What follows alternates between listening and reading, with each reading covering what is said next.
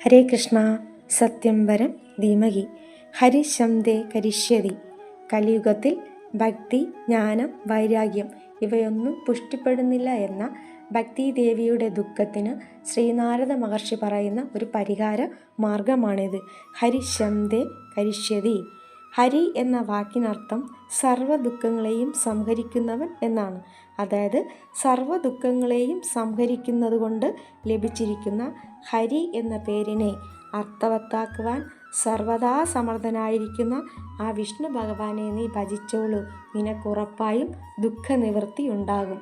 ശ്രീകൃഷ്ണ ചരണാംബോജം സ്മര ദുഃഖം ഗമിഷ്യതി. ആ ഭഗവാന്റെ ചരണാരവിന്ദങ്ങളെ ഒന്ന് സ്മരിച്ചാൽ മാത്രം മതി, നിന്റെ സർവ്വ ദുഃഖങ്ങളും മാറുമെന്നാണ് ശ്രീനാരദ മഹർഷി പറയുന്നത്. സത്തുക്കളുടെ ഉപദേശം എന്ന് പറയുന്നത് ഒരാൾക്ക് വേണ്ടിയുള്ളതല്ല, ലോക നന്മയ്ക്ക് വേണ്ടിയുള്ളതാണ്. എന്നിട്ട് അദ്ദേഹം 2 ഉദാഹരണങ്ങൾ കൂടി പറയുന്നുണ്ട്.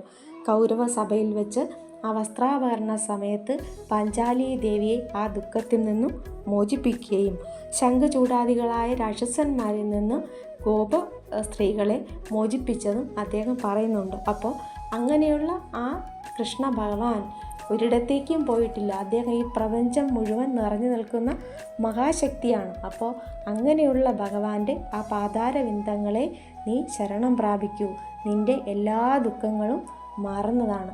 ശ്രീനാരദ മഹർഷി നമ്മുടെ കലിയുഗത്തിലെ ജനങ്ങളായ നമുക്ക് വേണ്ടിയും കൂടി തന്നിട്ടുള്ളൊരു ഉപദേശമാണിത്. അപ്പോൾ എല്ലാവർക്കും ആ ഭഗവാന്റെ ചരണാരവിന്ദങ്ങളെ സദാ മനസ്സിൽ ചിന്തിക്കാൻ കഴിയട്ടെ എന്ന് പ്രാർത്ഥിക്കുന്നു. ഹരേ കൃഷ്ണ. സത്യം വരം ധീമഹി.